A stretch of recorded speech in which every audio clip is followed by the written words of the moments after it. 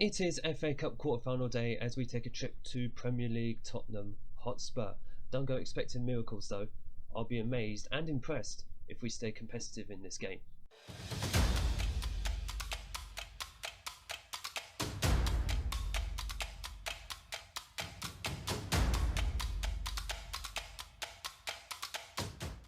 Hello and welcome to Unemployed to Legend episode 17 with Wigan Athletic. My name is Craig and coming up in today's episode, as mentioned, we have the FA Cup quarter-final against Tottenham Hotspur before a rescheduled league game against Reading. We're starting on the schedules page today because I thought it'd be important to mention before we go into this game, we've managed to turn the form around a little bit with this team. Yes, we were helped by a 12-0 friendly win, but that was to try and get my strikers scoring. Best part actually, it wasn't just the strikers scoring. Everybody scored in this game. Pearson, Lang, Balogun, Jones. In fact, Balogun 1, 2, 3, he scored 4 times. Amazing. Along with Williams, Lopez and Schmidt, just to help spread the goals out among this squad. And it seems they managed to find the back of the net again because we've scored 5 goals in the next 2 games. Granted, it was against relegation threatened teams, Luton and Coventry, but you got to take the wins where you can, right? You can only beat what's in front of you. And speaking of what's in front of us, we've got Tottenham now. FA Cup, we didn't expect to get to the quarterfinals. We were only expected to get the 4th round minimum, but we overachieved. I can't complain about that. The championship table looks like this, of course. 4th place we're still in, but we've now got that game in hand. Of course, the Reading game's been rescheduled, but we have now pulled out a bit of a gap ahead of the teams behind us, and if we win that game in hand, we will be even more comfortably and more than likely to at least reach the playoffs. But before that, we have to negotiate a tricky tie away at Premier League Tottenham. Now, interestingly, before I go into that bit of news, let me just give you the starting 11. Archer in goal with James, Lynch, Williams and Mengi, who's back from suspension. In defence, Scowen at the base of the midfield, McEachran and Hughes ahead of him. Bowler, Lashabala on the wings. I've decided to give Callum Lang a rest. In fact, he's in a bit of form. He's more in form than Lashabala. Lashabala can be my impact sub, if you will. So Bowler on the left wing, Lang on the right wing, Jones in attack. On his own, that is. We have to play Emeka Obi on the subs bench because Johnson, even though he's back from injury, has he not gone on international duty yet? He was inexplicably called up to the Jamaican squad literally right after he's just come back from injury. Yeah, he's gone off on international duty, I believe, which is a shame. I'm not going to risk him. I'm really not going to risk him. We need him for the rest of the season. Hopefully he'll be back. If not against Reading, then in the next episode he's going to be a major improvement. Because at the moment our defence is still a little crisis hit. Because Matty Pearson, you can add him to the list of players who are injured. Yeah, we've got nothing to lose. Just go out there and give the absolute best that you can. We've got nothing to lose. Could we cause an upset though? Because before this game, Mourinho, who is still Tottenham's manager at this point, has said he's going to rotate. In fact, let's just have a look at this squad. No, that's not a rotation. Laurie, you could argue Eric Dyer is a rotation, but Reguilon, Alderweireld, Ali, Song Heung-min, Kane, no, that's not a rotation. Tottenham going full strength for this against the Championship side. I mean, they're clearly threatened. They're not very happy though, are they? They're not a happy bunch. And the keeper has just made an absolute hash of that. Williams has this on the right hand side. If he can get this in, Lang came very close there. But Tottenham don't look to be particularly happy. James has an injury. We've got Devine on the bench, from what I remember, which is a good thing. Bowler, James.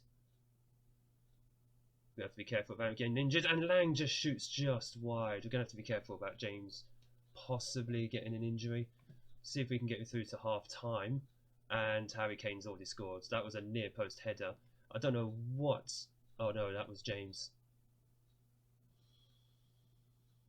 Okay, that was James on the near post. Oh, he just stood there. No, he's going to have to come off. He has to come off. He's hampered. I don't want him injured for the Reading game. Hopefully we haven't left it too late. But Divine's going to have to come on and play out his skin effectively for the rest of this match. Tottenham players looking a bit more happy now.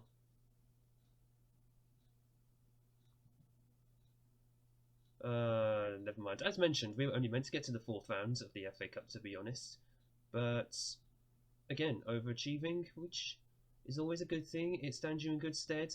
Good save by Archer there. No, never mind. Kane was there anyway. Unfortunately, I've got no other fast defenders. Scratch that. I have no other defenders. The only other one I have is Mika Obi. My hope is that if Spurs do get a few goals, they just ease off later in the match and just spare us some humiliation. That's just all I'm looking to avoid today, to be honest with you. I mean, as it is, like I said, we tried to play ourselves back into form recently. I really don't want that to go to waste by getting absolutely smacked and just tanking the team morale. That's the last thing anyone really wants, especially as we're trying to push for the playoffs. But all I can ask of these lads is just do the best they can, and that was not the best effort by Divine. My goodness. Oh, for goodness sake. I know we're playing a top level team here, but there's no need for them to just continually do this. I mean, for goodness sake, they literally had two in. Archer couldn't hold on to it, and João Mario just literally snuck in and just hit it on the rebounds. That's a shame.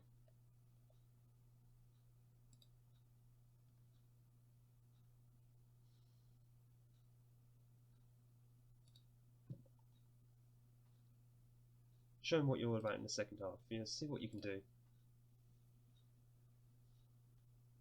Might have to play a friendly in midweek just to try and get the morale back up, because a lot of these players are not going to be very happy. Nevertheless, in other news, going into the rest of the season, only a few games left. We've got 7 games. Hopefully another couple of wins will seal us in the playoffs. And then it's literally about keeping that momentum up, because anyone who's played Football Manager before knows if you go into the playoffs with no momentum, you may as well not be in them. It's as simple as that. That's why I'm very keen not to have morale tanked here as much as possible. I kind of do believe that's a penalty, yeah. I kind of do believe we could have done without this game, and Williams... Oh, I thought he got sent off there, thank goodness. I thought the penalty wasn't given for a moment. It's like a 1 in 1,000 decision that's ever going to go for us, and it's now 4-0. I'm just thinking, just drop back, just save a bit of face at this point. Oh, right.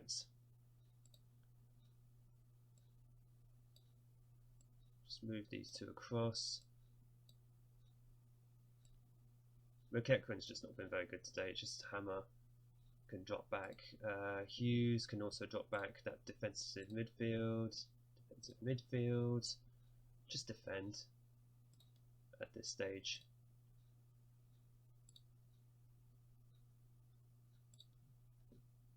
We can even go cautious at this point.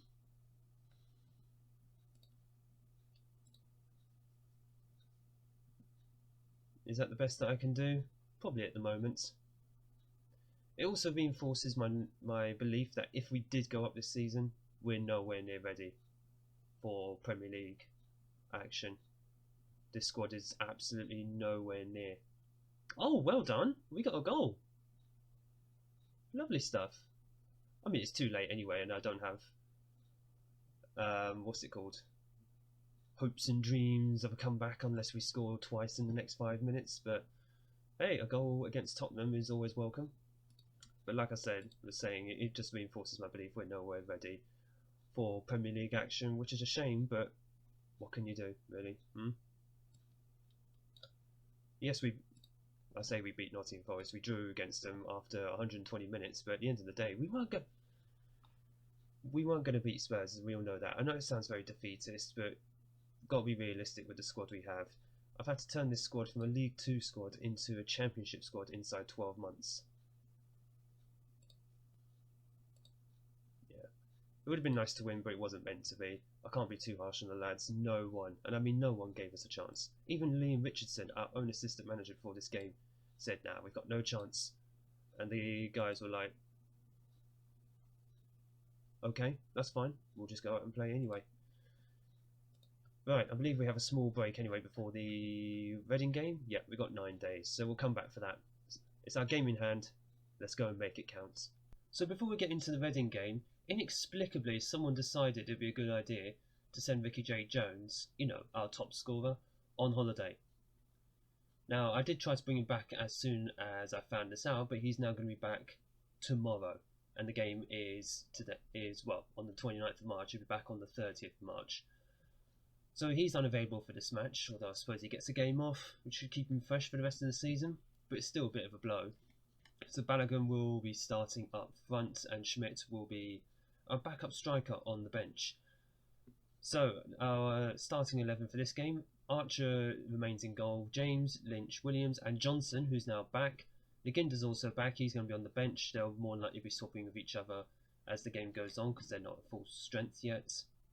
Hughes and McEachran in midfield with Bowler on the left wing, Lang on the right wing, and Lechabla in attacking midfield with Balogun, as mentioned, as the sole striker. Just very, very disappointed about the whole Jones situation. I didn't even request to send him on holiday. He didn't even ask to go on holiday. Although I did notice he's actually very unhappy about not having a new contract, so I've offered him a new contract. He wanted, how much is it he wanted?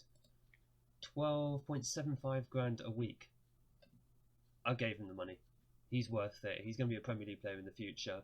I think he'll be more than worth giving that money to overall. I'm just looking at the team right now. Johnson and Lechabla are both quite tired already. Johnson we know is going to come off later on, hopefully. But Lechabla, I kind of hope it is going to last a bit longer. We'll see how that goes anyway. But this is an opportunity actually for Balogun. If he can score a goal or two for us here as Lang gets the ball forward, and he has been tripped, penalty, and I'm going to keep Lang to take this penalty. I don't like my strikers taking it, to be honest, so as much as I want to share the goals out among the strikers, I think it's important to have some of our other players, particularly Lang, to get some goals. And speaking of which, he has scored his 13th of the season from the spot. Good start. I say good start to the game. We're halfway through the first half. With Balogun, I think he's scored about 5 this whole season. I mean, it could have been a good opportunity, but with strikers, you don't really want to ruin them. Johnson is already gone. He's already got a lack of conditioning. To be fair, this is his first game in about 2 months, and thinking about it, I should have probably started Naginda first. Johnson will come on later on. Yep, keep it up. Let's just have a look-see. Naginda did get injured actually in an under-18s match. Yeah, he's losing sharpness, but he's way better than Johnson, who's only just gaining sharpness. So I'll tell you what, we're going to start this second half. He's effectively going to play. That was not part of the script for injury. Right, Lopez is going to have to come on in that role. Naginda is also going to have to come on for Johnson. That's not what I was hoping for. So Matty Pearson, he's still out with injury. I think he's got another 10 days or so out. Oh dear, oh dear, oh dear. And now Lechabla is also tired. In fact, Hammer can actually play up there. Interesting. Oh, that was a terrible pass by Hughes. What was that? I was going to say that left us exposed, and thankfully, oh no, I was going to say I thought Balogun had got that, but he just stopped running. I noticed him and Lang do that a lot. Right, so we pick the ball up. Hughes, better pass this time from Hughes. Bowler, who does drive, take it over to the right. Oh, never mind, because I was going to say, I believe, who was that on the right? Lang, maybe? I think he was free out there. And the Lechabla is looking very tired. I'm wary of making that final substitution early, also too late. Who knows? Who knows in a game like this? We're only 1-0 up against Reading. Hughes has the ball on the edge of the area. Bowler, and that was a poor cross, very, very poor. As Reading have started a little counter-attack here, we need to nip this in the bud very, very quickly. And that's well cleared. I don't know who that was in the centre, but James gets it clear to Bowler, who drives through. Oh, just very close. I noticed Bowler, he does shoot, and he can shoot more often than not, but I would rather he just shoot less often. Yeah, just shoot less often, pass more often. As much as I appreciate ever getting some shots, I would rather you just literally make some passes. We're going to wait a little bit longer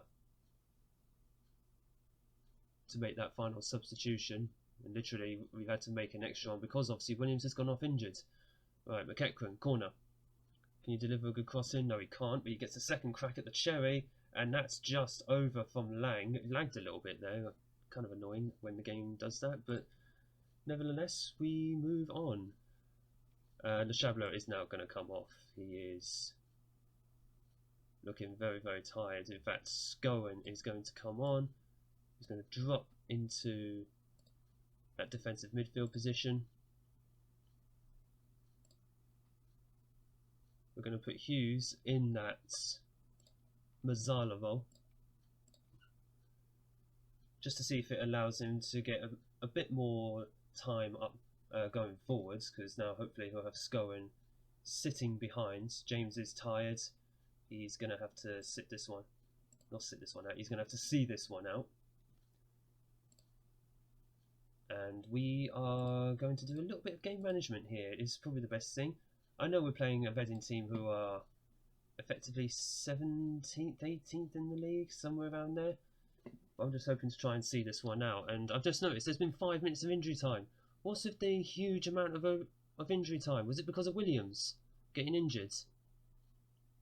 And there is Sega, and that's just cleared off the line. Jordan Archer did the best that he could to keep that one out. Thankfully, just cleared off the line as Reading possibly have one more attack here. And thankfully, it was defended there, but it's now a Reading throw-in, and they've gone slightly long, not long enough, not cleared well enough, and that is a throw-in to us. Hopefully, we just see it out now with no time left. If you'd like to blow the whistle, referee. What? Oh, did I just press the wrong button? Never mind. If you'd like to press the button, if you'd like to blow the whistle, ref, not press the button. That was what I did. I did the wrong thing. And that is a nervy win, but considering we weren't at full strength, I will take that. That's exactly what we needed. And I'm hoping, yeah, I was hoping this wouldn't be too serious, but it's a fractured toe. Williams is now out for 3 weeks. How long is Pearson going to be out for? Oh, 1 to 4 days. Oh, he's potentially back for West Brom then.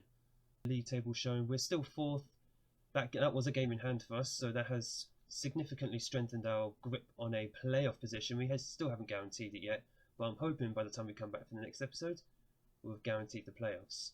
And if that is the case, it'll just be about keeping that high momentum going into the playoffs. So, there's literally half a dozen games left. We're going to come back for the final 2. We should have Ricky J. Jones back for the next game as well. Matty Pearson will probably be back on the bench. Hopefully Johnson again will gain match sharpness. Mengi will be back as well, actually. I completely forgot about that. I did mention Mengi had a suspension. That was his last one, so he should be back for the West Brom game. But thank you so much for watching. If you've enjoyed that, hit the like button down below and click subscribe for more Football Manager content. Also, my new Twitch channel is in the bio. The link is in the bio. Hopefully you can come over and join me. I'll be live whenever possible. I will announce it on Twitter, finally. I know how to use that now. But overall, thank you so much for watching, and I look forward to seeing you either on the next stream or in the next video.